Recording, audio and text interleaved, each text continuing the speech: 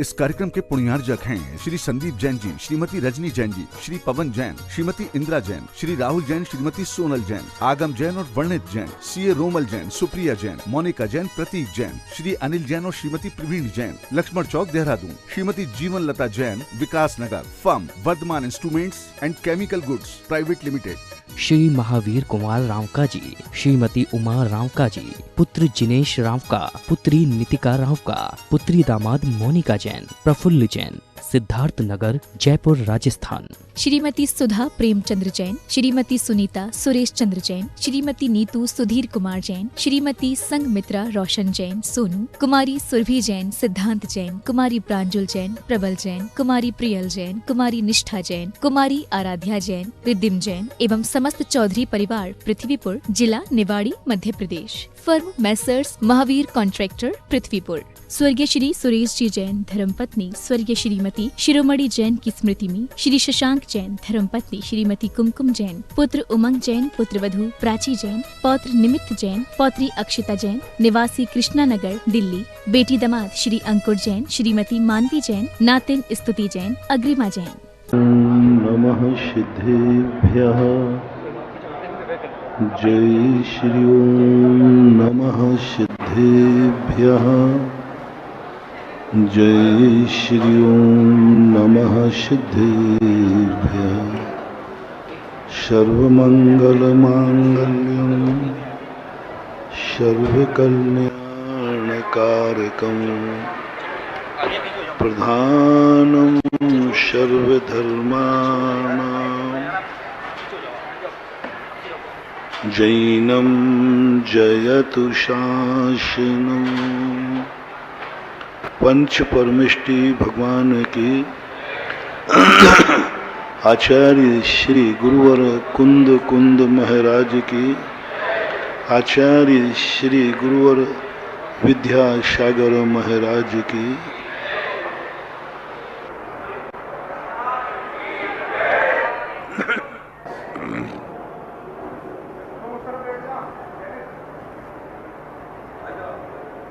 दैनिक प्रवचनों की श्रृंखला में हम उन सूत्रों को समझ रहे हैं जो सूत्र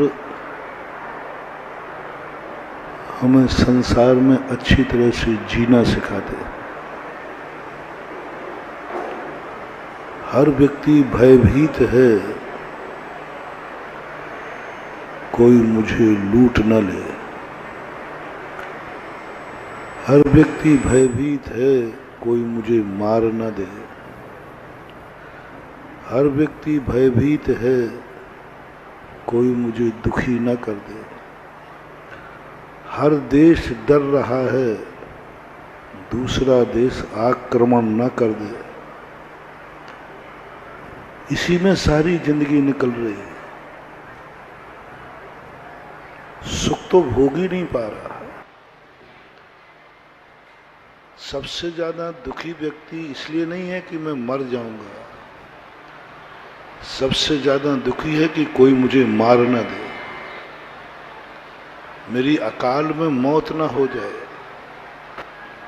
जितने क्षण हम लेकर के आए हैं, जितनी आयु हम लेकर आए हैं, उतना व्यक्ति जीने की इच्छा करता है।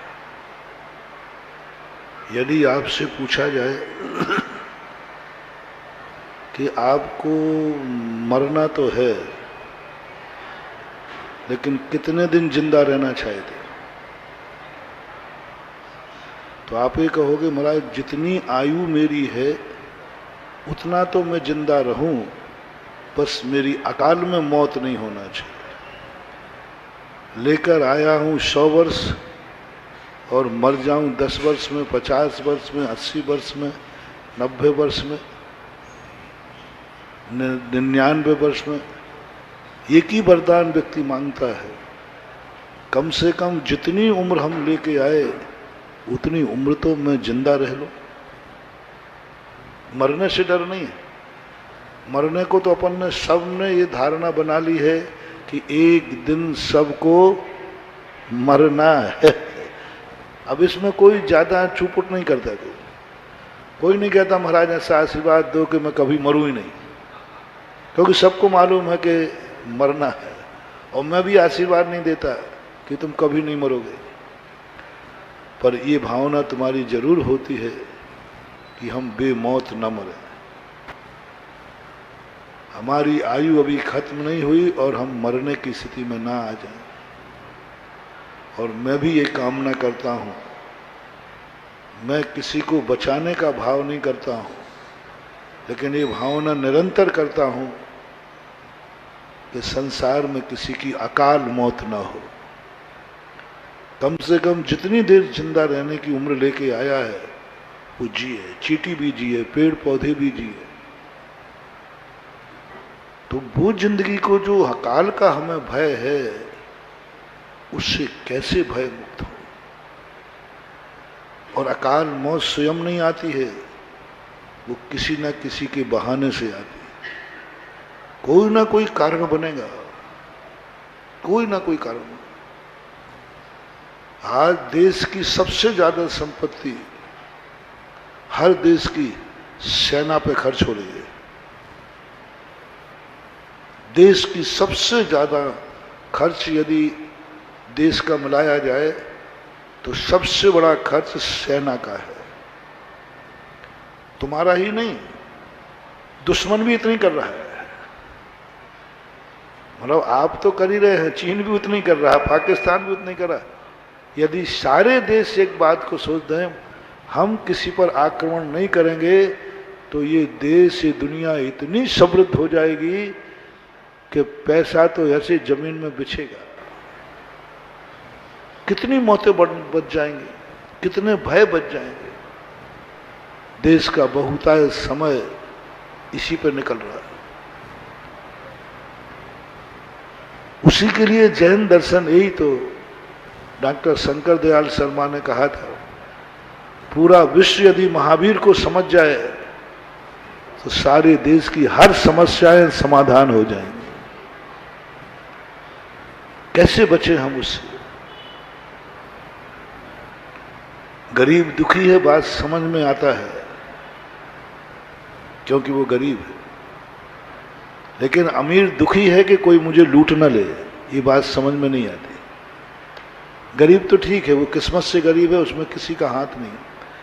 लेकिन किस्मत से अमीर है और उसको नींद नहीं आ रही है। बोले क्यों?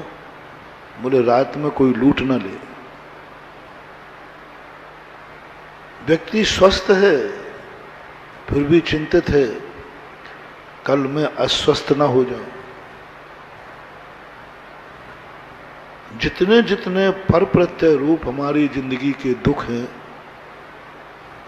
उनका समाधान तो हमें खोजना पड़ेगा। उनके समाधान के संबंध में ही अपन 2 दिन से चर्चा कर रहे हैं। कैसे बचें अकाल मरण से, कैसे बचें दुश्मन की दुश्मनी से, कैसे बचें हम अपनी उन दुर्घटनाओं से जो दुर्घटनाएं पर के रूप में आती हैं। कैसे बचें जेब कट करने वालों से, कैसे बचें पड़ोसी से, कैसे बचें शेर चीतों से, कैसे बचें। जिंदगी में बहुत सारी 24 घंटे हर व्यक्ति को भय लगा रहता है। गाड़ी में बैठा है, भय है, पता नहीं सकुशल रास्ते में गड़बड़ नहीं हो जाए। स्वयं सावधान है, वो डर लग रहा है कि मैं तो सावधान हूं, सामने वाला टकरा दे। कई बार एक्सीडेंट स्वयं के नहीं होते, सामने वाला गाड़ी ठोक देता है। ये सारी समस्याएं जब जा रही हैं, इसके लिए एक सूत्र जैनाचार्यों ने दिया, तुम कुछ ऐसा करो कि वो तुम्हें अपना मान लेवे, तुम उसको अपना मान लो। बस एक ही तरीका, कोई तरीका नहीं। दुनिया में डरने से कोई होने वाला नहीं, बस एक तरीका है, तुम दुनिया के मित्र बन जाओ और दुनिया तुम्हारा मित्र बन जाए। बस एक बहुत छोटा तरीका। कोई तरीका नहीं। 4-5 दिन पहले कहा था कि तुमने कहा कि महाराज ये मेरा दुश्मन है, हमारे इस संबंध में बुरा विचारता है, बहुत गालियां बकता है, हमेशा हमारी बुराई करता है और बुरा सोचता है। महाराज बहुत कट्टर दुश्मन। लेकिन महाराज जी वो आपका भक्त है, इसलिए मैं आया हूं कि आप अपने भक्त को समझा दें कि मेरा बुरा नहीं विचार है। तो मैंने पूछा भाई तुम्हारा वो कौन? महाराज जी कट्टर दुश्मन है। मैंने कहा आई एम सॉरी प्लीज, अब मैं उसको नहीं रोक सकता, वो सही कर रहा है। 3 दिन पहले की घटना बात है। यदि वो दुश्मन है तुम्हारा तो वो सही कर रहा है। बुरा विचार रहा है, बहुत बढ़िया कर रहा है, अभी थोड़ा कम विचार रहा है, मेरे पास आ गया तो फिर वो और ज्यादा बुरा विचारेगा। वो अभी 1 गाली दे रहा है, उसको और 4 देना चाहिए। जब तक गले में दम है तब तक गाली देना चाहिए। जितना तुम्हारा बुरा कर सकता है उसको करना चाहिए, यही उसका धर्म है, क्योंकि दुश्मन का धर्म यही होता है। दुश्मन यदि अच्छा सोचेगा तो वो दुश्मन पे कलंक है, उस पर कोर्ट केस होना चाहिए कि तू दुश्मन होकर के अच्छा सोचता है, कानून के खिलाफ है। दुश्मन पुराण का भी कानून होता है, ध्यान रखना। दुश्मन का कानून होता है, यदि दुश्मन है, यदि वो सामने वाले का अच्छा सोचता है तो दुश्मन पुराण के अनुसार अपराधी है, दोषी है, उसने दुश्मनी को कलंकित किया है। क्योंकि दुश्मन पुराण का तो नेचर है, स्वभाव है, बुरा सोचे। कुत्ते की पूंछ सीधी है तब कुत्ता सही है, कि कुत्ते की पूंछ टेढ़ी है जब कुत्ता सही है? मैंने नहीं बोला, आपने बोला। यदि कुत्ते की पूंछ सीधी हो जाए तो कुत्ता खतरे में, पागल हो गया। पागल हो गया, कुत्ता आपे से बाहर होगा, क्योंकि कुत्ते की पूंछ पागल होता है जब उसकी पूंछ सीधी हो जाती है, बिल्कुल सीधी हो जाती है, नीचे एकदम ऐसे। और जब वो कुत्ता अपने आप में रहता है उसकी पूंछ टेढ़ी रहती है। तो कुत्ता है और उसकी पूंछ टेढ़ी है तभी तक वो सही कुत्ता है। कुत्ता है और पूंछ सीधी हो जाए तो वो कुत्ता खतरे प्रद है। दुश्मन है और अच्छा सोच रहा है, वो दुश्मन ठीक नहीं है। दुश्मन पुराण में उसकी निंदा की जाएगी, आलोचना की जाएगी, ये सही दुश्मन नहीं है, क्योंकि दुश्मन का अच्छा सोचता है, दुश्मन की सहायता करता है, अच्छा बोलता है। काय का दुश्मन?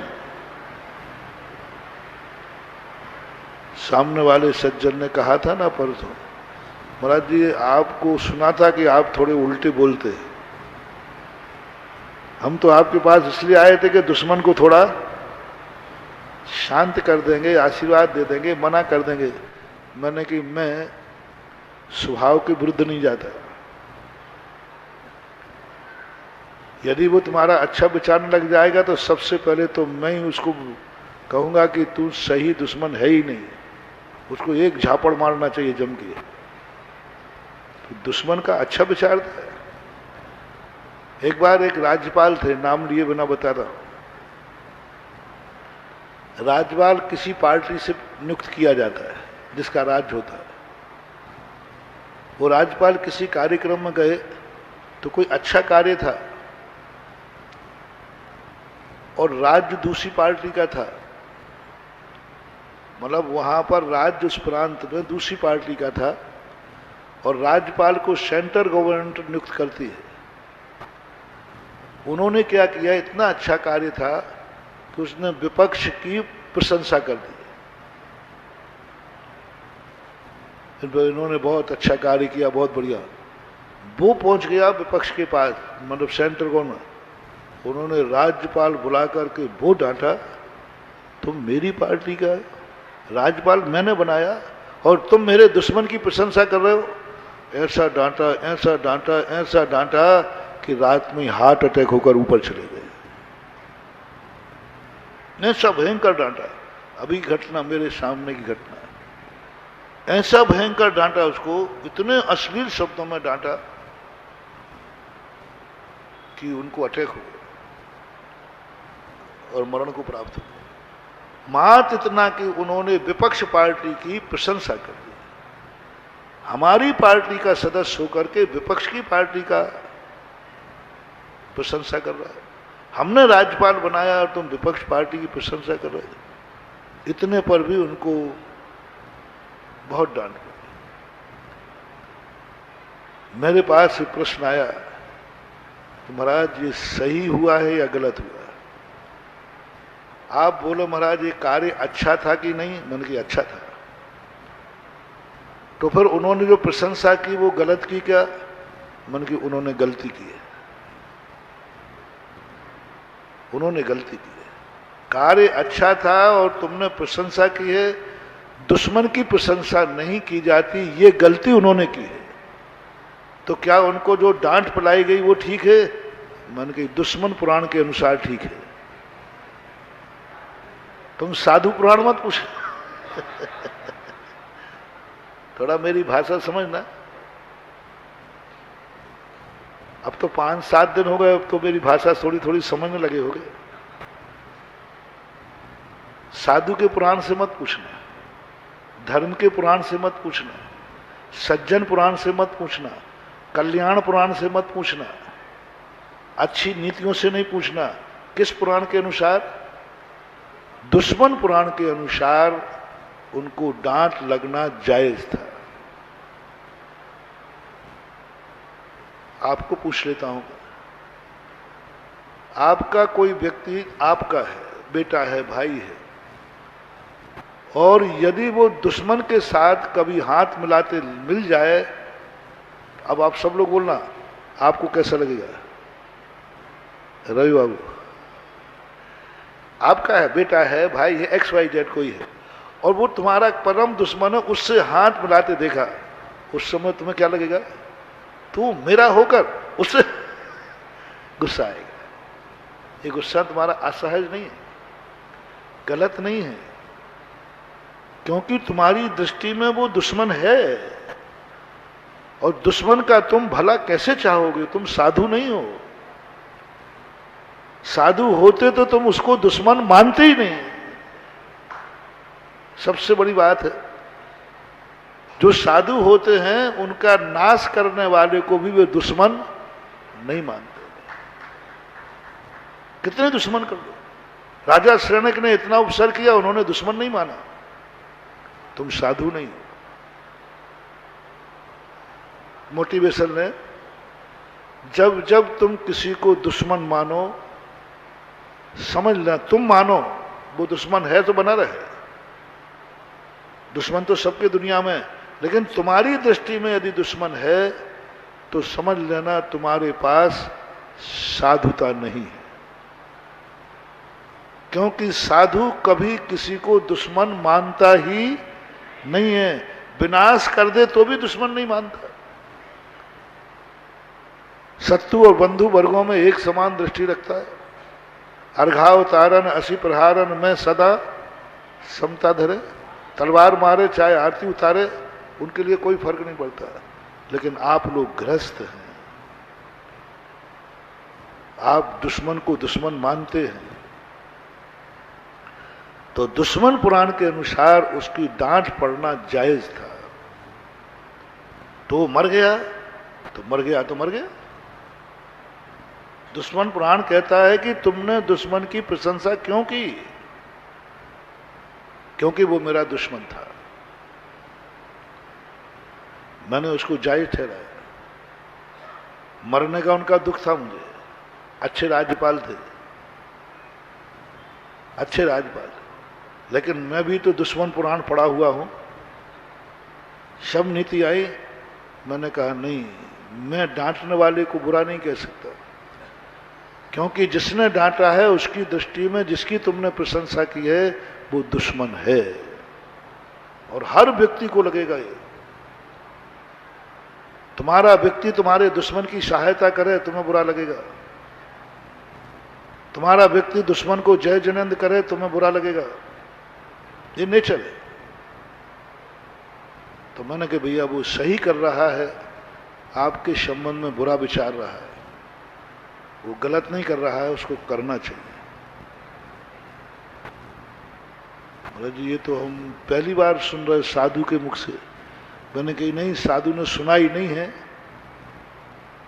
नीति तो यही है।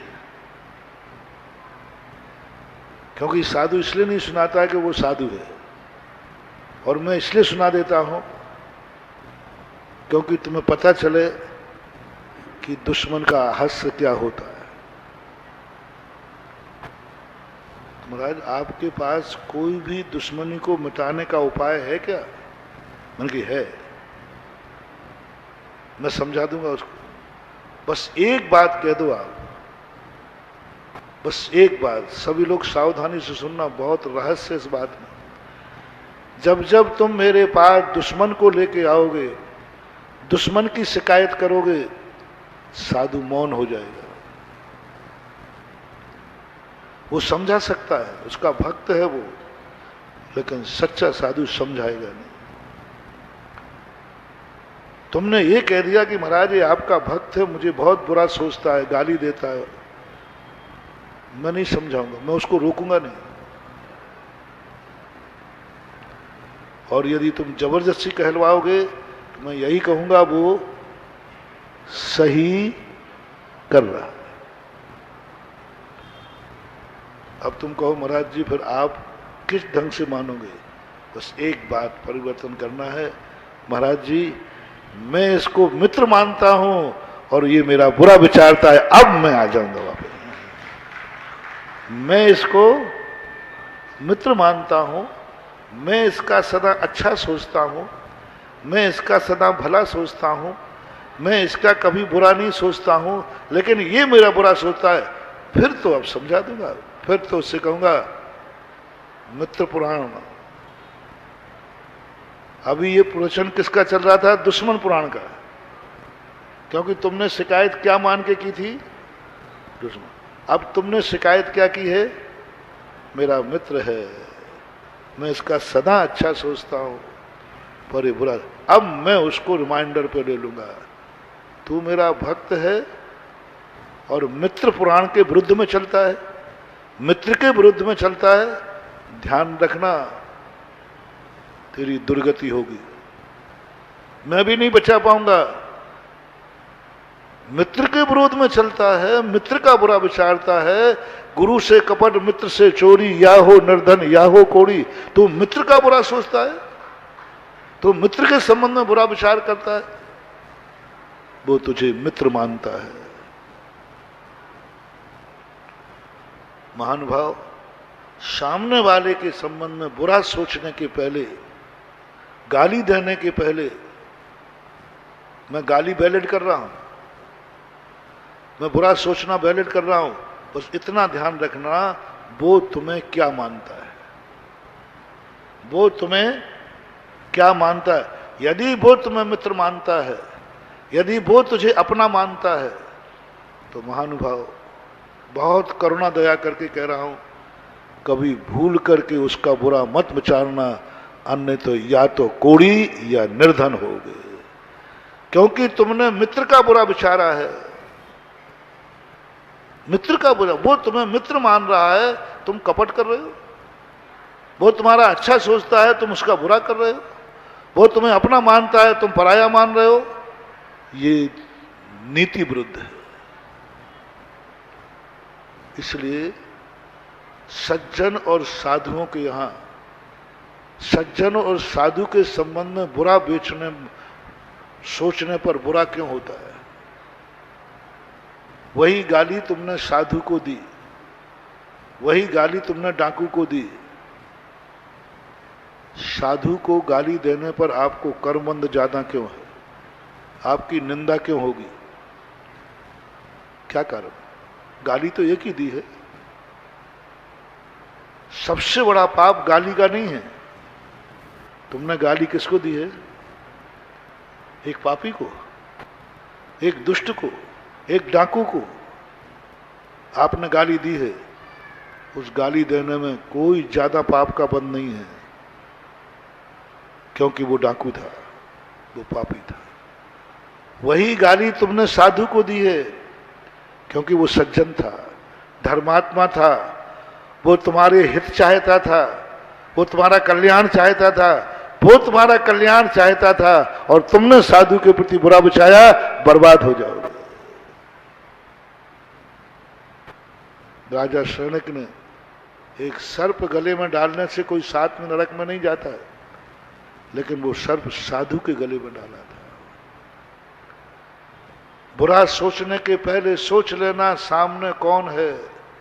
यदि साधु है, सज्जन है, तो महानुभाव कभी बुरा मत सोचना।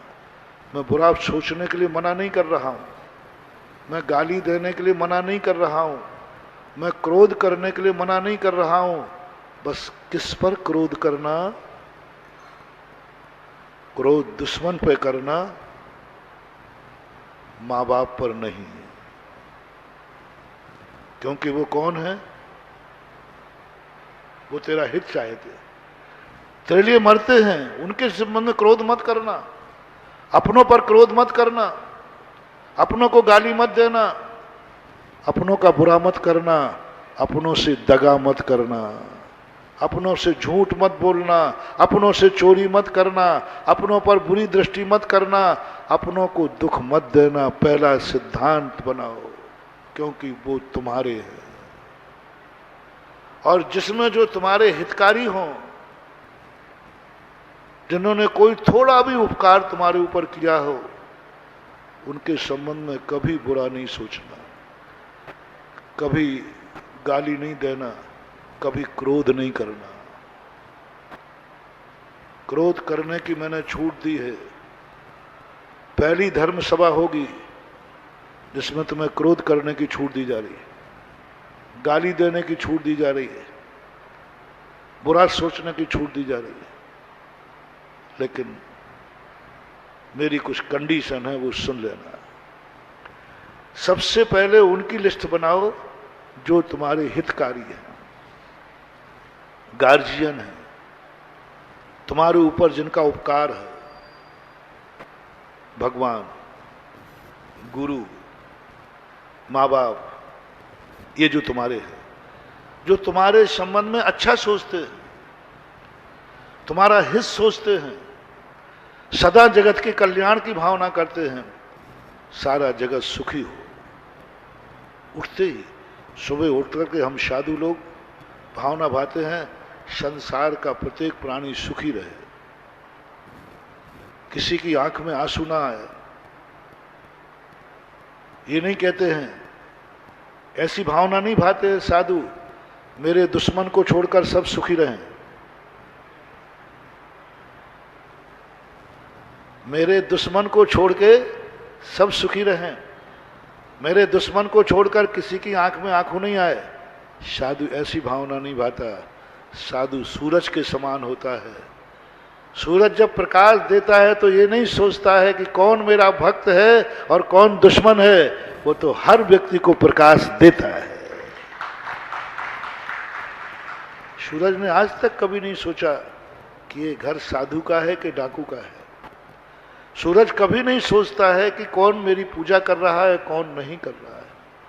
वो कभी नहीं सोचता कि कौन मेरे लिए अच्छा मानता है, कौन। उसका काम है, मेरा काम तो प्रकाश देना है, वो प्रकाश देगा देगा। उससे शिकायत करो कि देखो हे सूर्य नारायण, इसके घर में प्रकाश मत देना, ये दुश्मन है, ये आपकी भक्ति नहीं करता है। वो कहता भैया मेरे से नहीं हो सकेगा, मैं इतना ऊंचा उठ गया हूं, मैं इतना ऊंचा उठ गया हूं, मैं इतना ऊंचा उठ गया हूं जहां शत्रु और मित्र मुझे बराबर दिखते हैं। सूर्य कहता है मैं इतना ऊपर उठ गया हूं कि मुझे अपने और परायों का कोई भेद नहीं आता। कौन साधु, कौन डाकू, कौन मेरा, कौन पराया, मुझे तो एक ही भाव आता है, मेरे पास प्रकाश है, मैं सबको दे डालूं, सबको प्रकाशित कर दूं। यही साधु का लक्षण होता है। सूर्य के समान होता है सज्जन, सूर्य के समान होता है साधु, सूर्य के समान होता है धर्म। जो धर्म होता है वो कुछ नहीं देखता। जो साधु होता है, एक कहानी आती है साधु की। एक नदी में एक बिच्छू पानी में गिर गया। साधु को दया आई, ये मर जाएगा। उसको उठाया, बिच्छू ने डंक मार दिया। साधु का हाथ हिल गया, फिर गिर गया, फिर उठाया, फिर डंक मारा, फिर उठाया, फिर डंक मारा। 3-4 बार हो गया। एक सज्जन वहां खड़े हुए थे। उन्होंने कहा, बाबा जी, दुष्टों को बचाने से क्या होगा? आप उसे बचा रहे हैं, वो आपको डंक मार रहा है। आपका उपकार मान ही नहीं रहा है। महाराज ने कहा, भैया ये डंक क्यों मार रहा है? बिच्छू डंक क्यों मार रहा है? क्योंकि इसका, भैया बस बिच्छू होकर अपना स्वभाव नहीं छोड़ रहा है, तो मैं साधु होकर अपना स्वभाव क्यों छोड़ दूं? गजब। मैं साधु हूं, मेरा स्वभाव दया करना है, मेरा स्वभाव बचाना है, उसका स्वभाव डंक मारना है। एक बिच्छू नहीं समझ पा रहा है कि महाराज का हाथ है, वो बिच्छू होकर के भी अपने स्वभाव में स्थित है। तो मैं साधु हूं, जब तक उसके डंक है वो मारेगा, उसका स्वभाव है, और जब तक मेरे हाथ में ताकत है मैं बचाऊंगा। देखें कौन जीतता है। साधु है, सज्जन है, बस इतना देख लेना। जो जगत का कल्याण करता है, दुश्मन का भी हित चाहता है, ऐसों के प्रति कभी बुरा भाव मत करना, नहीं तो बर्बाद हो जाओगे। ऐसों को कभी मारने का भाव मत करना, बर्बाद हो जाओगे। ऐसे लोगों से कभी झूठ मत बोलना, जिन्होंने सत्य बोलने का नियम लिया है। जो सत्य बोलते हैं उनसे कभी झूठ मत बोलना। झूठ बोलने की मनाही नहीं कर रहा हूं, झूठों के सामने झूठ बोलो, लेकिन तुम्हें मालूम चल जाए कि जिसके सामने मैं बात कर रहा हूं ये सत्य बोलने का नियम लिया है, सत्य वृत्ति है, उसके सामने झूठ मत बोलना। तुम चोरी कर रहे हो, मैं मना नहीं करूंगा, बस किसी सज्जन के यहां, किसी ईमानदार के यहां चोरी मत करना। सज्जन के यहां, धर्मात्मा के यहां चोरी करना ही है तो चोर के यहां चोरी करना। चोर के यहां का चोरी का माल करने में ज्यादा दोष नहीं लगता है, क्योंकि चोर चोर किसी सज्जन के यहां नहीं, साहूकार के यहां नहीं, धर्मात्मा के यहां नहीं, न्याय से जीने वाले जिंदगी के यहां चोरी मत करना, बर्बाद हो जाओगे। ये पुराण है। डाकू खड़क सिंह हुआ है, बहुत बड़ा डाकू था। पुराने लोगों ने कहानी पढ़ी होगी, क्लास में चलती थी, 2री-3री क्लास में। डाकू खड़क सिंह खूंखार डाकू था। उसने जहां ठान लिया कोई नहीं बचा सकता, कोई असंभव नहीं था, कितना भी तुम कर लो। लेकिन एक स्थान पर वो डाका नहीं डालना पड़ रहा था, जहां ताला नहीं था, दीवारें नहीं थी, घास की झोपड़ी थी, बाबा भारती, वो साधु थे। घास की झोपड़ी थी, कोई ताला नहीं था, उनके पास एक घोड़ा था, बस वो घोड़े को नहीं चुरा पा रहा था। खड़क सिंह यही सोचता है कि बड़े बड़े महल, बड़े बड़े ताले तोड़ करके मैं चोरी कर लेता हूं, इस बाबा का मैं ये घोड़ा नहीं चुरा पा रहा। जब भी वो जाता उसके पैर कीलित हो जाते, जब भी वो रात में घोड़े को चुराने जाता है उसके पैर कांप जाते। कई दिनों तक, कई महीनों तक खड़क सिंह बाबा भारती के घोड़े को चुराने का पूरे प्रयास कर लिए, लेकिन उस सीमा में नहीं जा पाया। प्रकृति कहती थी, हे डाकू, तू बड़े बड़े महलों में चोरी करता है, मैंने आज तक तुझे कीलत नहीं किया, लेकिन तू अनीति कर रहा है, साधु के यहां चोरी करने का भाव कर रहा है, साधु के यहां चोरी करने का भाव कर रहा है। प्रकृति ने भी उसको कीलत कर दिया। आप सबको मालूम है क्यों? माल तो माल ही है, चाहे साधु के पास हो चाहे किसी के पास हो, डाकू है, चुराना है तो चुराएगा।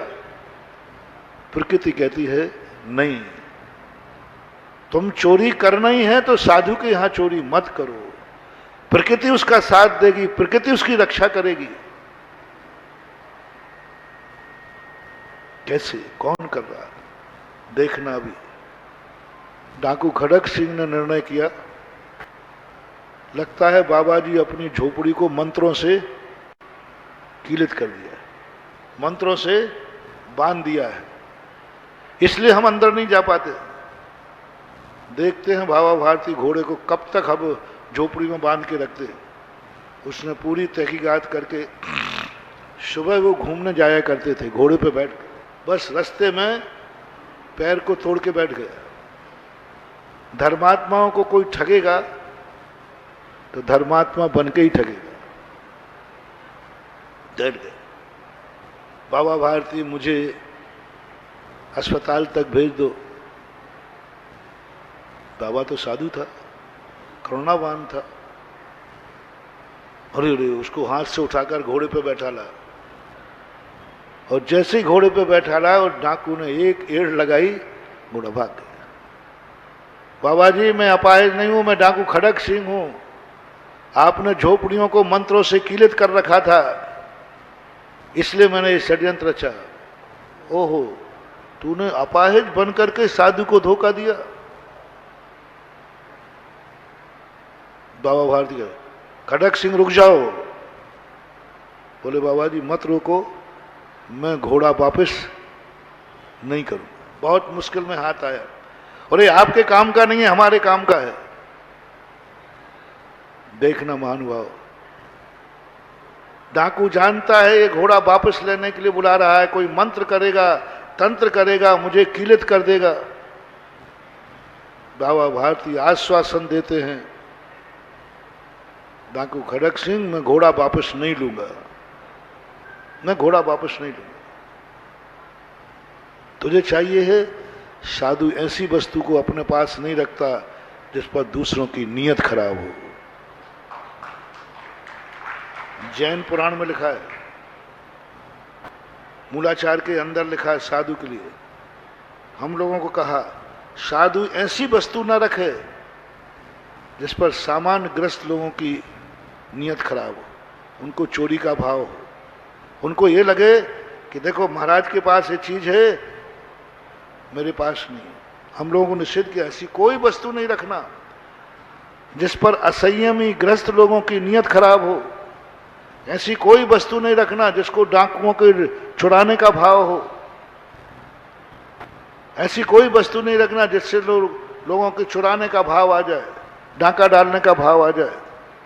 ऐसी वस्तु रखना जिस पर किसी की नीयत खराब न हो, ये कहा गया। बाबा भारती ने कहा कि तेरी नीयत है, तू पहले ही कह देता, मैं वैसे ही दे देता। मैं ऐसी वस्तु नहीं रखूंगा जिस पर डाकुओं की डाका डालने का भाव हो। तुलसीदास के जीवन में भी यही घटना घटी थी। तुलसीदास को कोई लोग धन चढ़ा के गए, मोहरें चढ़ा के गए, उन्होंने उठा के आले में रख दिया। एक चोर ने देख लिया, रात के 12 बजे चोरी करने आया।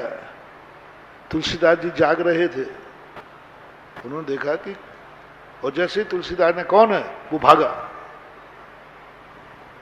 तुलसीदास ने कहा यदि भक्त होता तो भागता नहीं। इसका अर्थ चोर आया था। चोर क्यों आया?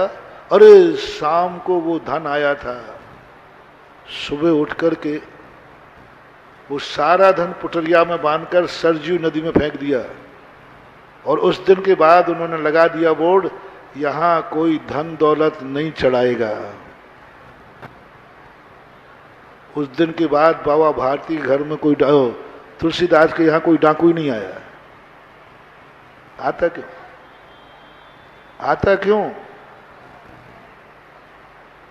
आपके पास धन ही नहीं, वो क्यों आएगा? तुरंत छोड़ देते हैं।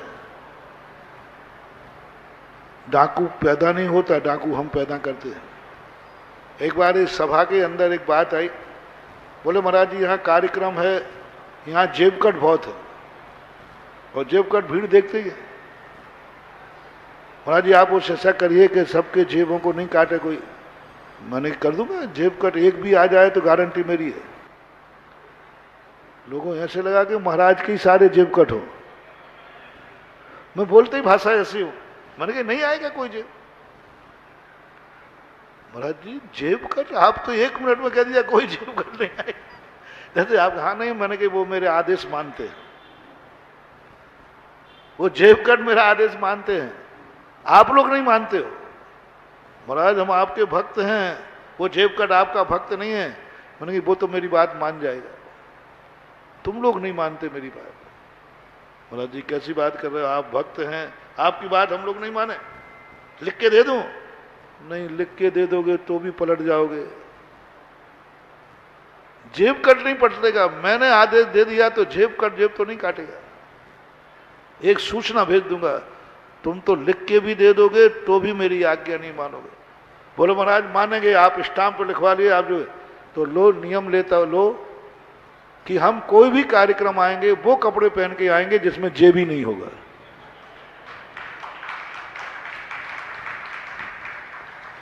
बोलो भैया, बोलो। और फिर मैं वहां लिख दूंगा, वो जेब कट को सूचना देने की जरूरत ही नहीं, उसको पता चल जाए कि महाराज ने सबको ये नियम और भक्तों ने नियम ले लिया है कि महोत्सव में जाएंगे बिना जेब के कपड़े पहनेंगे। अब बोलो जेब कट आएगा? तो बोलो कौन नहीं मान रहा है मेरी बात? जेब कट की आप बड़े बड़े जेब रखोगे, जेब में माल रखोगे माल रखोगे, पैसा रखोगे, तो भैया फिर तो मैं नहीं खोल सकता, क्योंकि जेब कट का नाम है महाराज, हम जेब कट हैं। जहां जेब है वहां मैं नहीं रहूं तो जेब कट कैसा? और जहां जेब नहीं है, जेब कट रहे तो फिर वो मूर्ख है। जेब हो, जेब में माल ना हो और जेब कट नहीं रहे तो काय का जेब कट है? और जेब किसी में नहीं है फिर भी वो जेब कट आ गया तो वो मूर्ख है, काय को आ गया? हम नहीं सोच पाते हैं कि जेब कट उसे किसने बनाया? हमारे जेब में। साधु ये सोचता है मेरे यहां चोरी का भाव क्यों आया? घोड़े के कारण से ना, धन के कारण से ना, मेरे पास ये वस्तु लगी थी इसके कारण आया। उसी दिन से वह वस्तु का त्याग कर देता है। मेरे कारण से चोरी का भाव तुझे आया। बाबा भारती कहते हैं मैं घोड़ा नहीं लूंगा, मुझे मालूम नहीं था कि तेरी नीयत खराब है, नहीं तो मैं वैसे ही दे देता। तो फिर मुझे क्यों रोक रहे हो? सुनो, रुको, मेरी एक बात सुन जाओ। कभी किसी से यह मत कहना कि मैंने अपाहिज बन के घोड़ा छुड़ाया है। बाबा जी आप साधु होकर झूठ बुलवा रहे हो। मैंने तो अपाहिज बन के ही।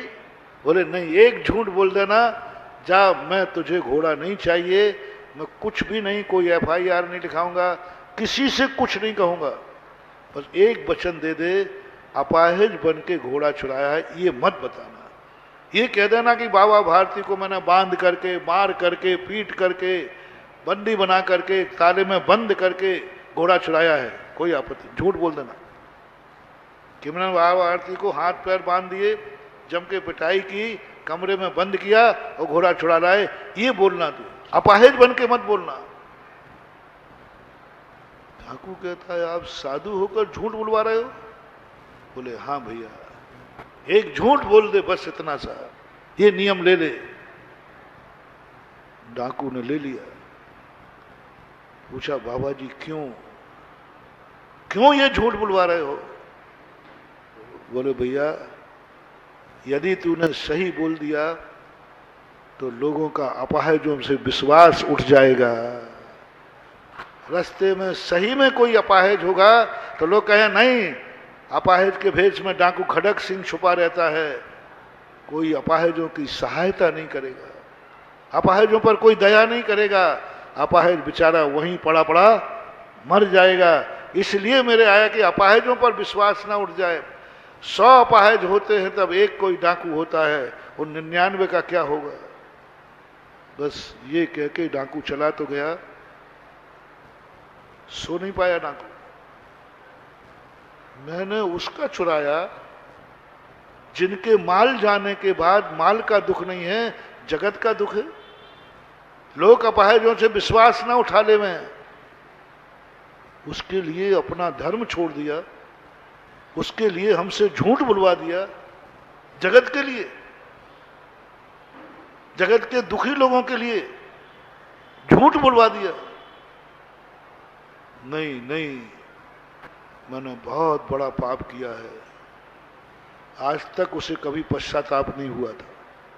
बड़े बड़े डांका डालने के बाद खुश होता था, बड़े ताले लगाए थे, बड़े द्वारपाल, बड़ा खुश होता था। आज वो बड़ा दुखी हुआ। रात में आकर के घोड़े को बाबा भारती के अस्ताबल में बांध दिया और दरवाजे पर खड़ा खड़ा रोता गया, मैंने जिंदगी में एक ही पाप किया है। इतनी चोरी डाली, उसने कभी नहीं कहा कि मैंने कोई पाप किया है, लेकिन उस दिन कहा कि मैं संसार का सबसे बड़ा पापी हूं कि मैंने साधु के यहां चोरी की है। साधु के यहां, सज्जन के यहां चोरी मत करना। बुरी दृष्टि किसी धर्मात्मा पर मत डालना, बुरी नजर किसी सती पर मत डालना। विचार किसी धर्मात्मा के परिणाम, किसी सती के ऊपर नहीं, किसी धर्मात्मा के ऊपर नहीं। रावण की भूल क्या थी? ना जाने कितने पापी हुए हैं दूसरों की स्त्रियों के अपहरण करने वाले, उनका नाम नहीं है, उनका दशहरा मैदान नहीं है। रावण की सबसे बड़ी भूल थी, उसने जगत माता पर दृष्टि डाली थी, उस पर एक सती पर दृष्टि डाली थी। सारा जगत जिसे माता के रूप में कहता, जो पवित्र थी, पावन थी, उस पर उसने बुरी दृष्टि डाली। उसका हश्र है कि एक व्यक्ति है संसार में जो हर साल जिंदा होता है और हर साल मार के जलाया जाता है। इसलिए ओ बुरी नजर वालों, नजर बुरी डालने के पहले देख लेना किस पर बुरी नजर डाल रहे हो। बहू भी ताला लगा के कुछ छुपा रही है, किसके लिए? सासू सुन ले कान खोल करके, यदि बहू ने ताला लगाया है, कुछ छुपाया है, तो उसने गलती नहीं की। हर व्यक्ति अपना माल बचाएगी। तुम्हारी औकात है कि भली वो तुम्हें सासू मां कह रही है, लेकिन उसकी दृष्टि में तुम डाकू हो, फूलन देवी। क्यों? बहू ने ताला लगाया है, सासू को पता नहीं चल जाए, सासू को पता नहीं चल जाए, सासू ना देख लेवे, ताला लगा दिया। बहू को डांटना मत, नहीं तो झगड़ा करो आज कि तू मेरे लिए ढाका ताला लगाती है। नहीं, तुम खुद अपनी औकात समझो और ऐसा विश्वास लो कि बहू ताला लगा करके चाबी माँ जी को दे दे, समझ लेना वो ताला चोर के लिए है, मां के लिए नहीं। कुछ मैं ज्यादा तो नहीं बोल रहा हूं? हो रहा है ऐसा कि नहीं? बेटा बाप को ताला लगा रहा है। एक दिन चाबी छोड़ के आ जाए, बाप घबरा गया, अरे चाबी छोड़ाया, आज छोकरे को मिल जाएगी तो माल। ओह क्या हो गया? अरे जिस बेटे को सारी वसीयत मिलना चाहिए थी, आज बेटा बाप चाबी छूट गया तो चिंता में पड़ गया, आज छोकरा सब हाथ साफ कर देगा। रे मूर्ख, तू बाप की दृष्टि में बेटा नहीं, तू डाकू है। बेटा ताला लगा रहा है बाप के लिए, पिताजी को चाबी मिल जाए तो सब गड़बड़ हो जाएगा। तू बाप नहीं, बेटा की दृष्टि में डाकू है, और जो अपनों की दृष्टि में डाकू है वो दुनिया का सबसे बड़ा डाकू है। जो अपनों की दृष्टि में डाकू है वो सबसे बड़ा डाकू है, क्योंकि तुम अपनों की दृष्टि में डाकू है। भाई भाई को ताला लगा रहा है, कुछ गलत तो नहीं बोल रहे? भाई भाई को ताला लगा रहा है, कहां है भाई पना? दोनों डाकू हो, वो उससे बचा रहा है, वो उससे छुपा रहा है, वो उससे छुपा रहा है। डाकू है, सब डाकू बन गए। लोग कहते हैं सुरजर बैंक का खाता है, यहां तो घर घर में सुरजर बैंक का खाता है। खोल दूं ये और खोल दूं, अब वो खुली रही है तो सभी खुल जाए। बहुत अच्छा नहीं लग रहा है। एक बेटा जिस बाप ने जन्म दिया, जिस मां ने दूध पिलाया, जिस भाई के साथ खेला 25 साल 50 साल, वही व्यक्ति इनसे छुपा करके अपने ससुराल में माल रख रहा है। ससुराल सुरजर बैंक है, हमने उसका नाम रखा सुरजर बैंक खाता। और सुरजर बैंक खाते में रखा हुआ माल कभी लौट के, इसी प्रकार ससुराल में रखा हुआ माल लौट के नहीं आता। और ससुराल में जो माल रखे, भाई से छुपाकर साले के पास, मां से छुपाकर सासू के पास, ऐसे लोगों से मेरा कहना है, साले साहब जीजा का माल आ जाए तो कभी लौटाना नहीं। इसलिए तुम्हें साले कहते हैं। साले गाली भी है, आप लोग देते हो, लौटाना नहीं। मां से छुपा करके सासू को देवे, सासू मां माल लौटावे ही नहीं, क्योंकि वो सबसे बड़ा कितना अनर्थ हो रहा है। जिसने जन्म दिया उस माँ बाप से छुपा करके, अभी तुम्हें साल 6 महीने शादी हुए, वहां जाकर के तुम माँ से छुपाकर, पिता से छुपाकर, भाई से छुपा करके वहां जाकर के तुम पैसा रख रहे हो। ये पाप मत करना रे, मैं नहीं संभाल पाऊंगा। एक एक कौड़ी को मोहताज हो जाओगे। कल मेरे पास भीख मांगने आओगे, महाराज आशीर्वाद दो, मेरा धंधा नहीं चल रहा, मेरा व्यापार नहीं चल रहा, मेरा खर्चा नहीं चल रहा है, मैं कुछ नहीं कर पाऊंगा, आई एम सॉरी प्लीज। मेरी शांति धारा काम नहीं करेगी, मेरा आशीर्वाद नहीं करेगा, क्योंकि तुमने माँ बाप से कटा काट करके और सास ससुर के बाद माल रखा है। ये पाप कभी मत करना, और दुनिया से छुपा के रखना हो तो रख लेना, कोई बात नहीं। दुनिया से तो छुपा नहीं है, दुनिया से तो छुपा के, दुनिया से छुपाओ। इतना बड़ा विश्वासघात, क्या सोचेगा वो सास ससुर कि इसके माँ बाप इतने खतरनाक हैं कि बेटा को छुपा करके। यदि तुम घर से भागकर, घर से भूखे भागकर पड़ोसी में रोटी खाओगे तो पड़ोसी क्या समझेगा? या तो खाने नहीं है या खाने दिया नहीं। नहीं करो रे पाप, मत करो ये पाप। अपनों से छुपा करके नहीं, अपनों से छुपा के चोरी नहीं, अपनों की चोरी नहीं, भाई से चोरी नहीं। कोई बात नहीं, थोड़ा कम मिलेगा तो मिल जाएगा, भाई से चोरी नहीं करूंगा, भाई से कटा नहीं करूंगा, भाई से छल कपट नहीं करूंगा, भाई से चुरा छोपी नहीं करूंगा, क्योंकि मेरा भाई है, मैंने एक माँ का दूध पिया है। बंधुओं, थोड़ा कम घाटा हो सकता है, क्योंकि तुम बुद्धिमान हो, तुम थोड़ा छुपा, तुम्हारा भाई थोड़ा बुद्धू है, तुम थोड़ी होशियारी करोगे तो 10-5 लाख रुपया बचा लोगे। भाई से 10-5 लाख बचा, 1-8 करोड़ बचा लोगे, बड़े व्यापारी हैं तो। यदि तुमने भाई से कटा करके 1 करोड़ भी बचा लिया महानुभाव, तो 1 करोड़ रुपया तुम्हें एक दिन कौड़ी का कर देगा, कौड़ी का कर देगा एक दिन।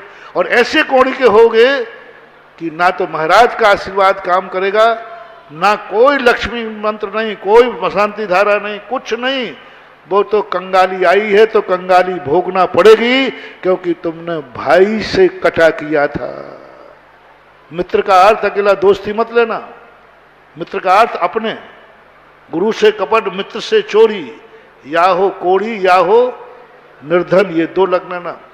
जब जब तुम अपनों के साथ कटा करो, ये दो बातें ध्यान रखना, या तो हम कोड़ी होंगे या निर्धन होंगे। 1 करोड़ रुपया कम मिलेगा, लेकिन कभी तुम गरीब नहीं होगे, कभी दाने दाने को मोहताज नहीं होगे। ये पाप आज दुनिया में हो रहा है। दुनिया के पापों को रोकने के लिए पुलिस है, कानून है, दुनिया रोकती, लेकिन जिन पापों की मैंने चर्चा की है, इस पर कौन सा कानून है? हालांकि अभी कानून बन रहे। आपने अपने बेटे को गाली दी, दुश्मन को दी तो वो कोर्ट केस चला जाएगा, बेटे को दी तो, पत्नी को दी तो नहीं जाएगा। लेकिन आजकल बता दे कानून बन गया है, बेटे को भी यदि गाली दी तो वो FIR लिखे तो बराबर केस चलेगा। क्यों बनाना पड़ा ये? अपनों को अपने के ऊपर FIR लिखाने का अधिकार क्यों दिया गया?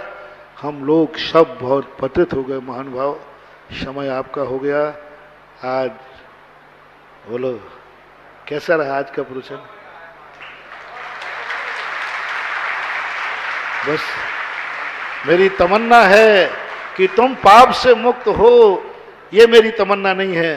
मैं भावना भी नहीं करूंगा कि गृहस्थी पाप से मुक्त हो जाए, मैं भावना भी नहीं करूंगा गृहस्थ क्रोध से मुक्त हो जाए, मैं नहीं करूंगा, क्योंकि गृहस्थी बर्बाद हो जाएगी।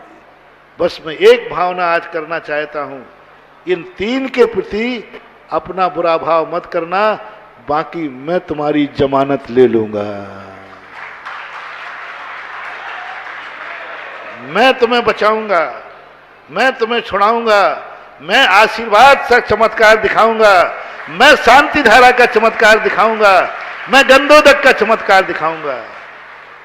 कह दो सारी दुनिया से कि मैंने पाप किए हैं और मैं सुधा सागर का भक्त हूं, कह देना, कह देना, मैं तुम्हें बचा के ले आऊंगा। बस शर्त है ये 3 के प्रति, यदि इन 3 के प्रति तुमने बुरा किया है तो आई एम सॉरी प्लीज, मेरा आशीर्वाद काम नहीं करेगा, मेरी शांति धारा काम नहीं करेगा, मेरा भक्तांबर काम नहीं करेगा, मेरा नमो कुछ नहीं करेगा। ये निधत्त निकाचित कर्म है, और निधत्त निकाचित कर्म तो भैया भोगना ही पड़ता है। तो कम से कम इतना पाप करो कि गुरु का आशीर्वाद जमानत ले लेवे, इतना पाप करो कि कम से कम गुरु के 2 वचन, गुरु का गंधोदक हमें उस पाप की मुक्ति दिखा दे। इतना काम पाप करो कि जब पाप कर्म का उदय आए तो सिद्ध चक्र मंडल विधान करके उस पाप से मुक्ति पा जाए, इतना पाप करो। चलो आज समय हो गया, महावीर भगवान की। इस कार्यक्रम के पुण्यार्जक थे श्री संदीप जैन जी, श्रीमती रजनी जैन जी, श्री पवन जैन, श्रीमती इंदिरा जैन, श्री राहुल जैन, श्रीमती सोनल जैन, आगम जैन और वर्णित जैन, CA रोमल जैन, सुप्रिया जैन, मोनिका जैन, प्रतीक जैन, श्री अनिल जैन और Shrimati Praveen Jain, Laxman Chowk Dehradun, Shrimati Jeevan Lata Jain, Vikas Nagar, firm Vardhman instruments and chemical goods private limited.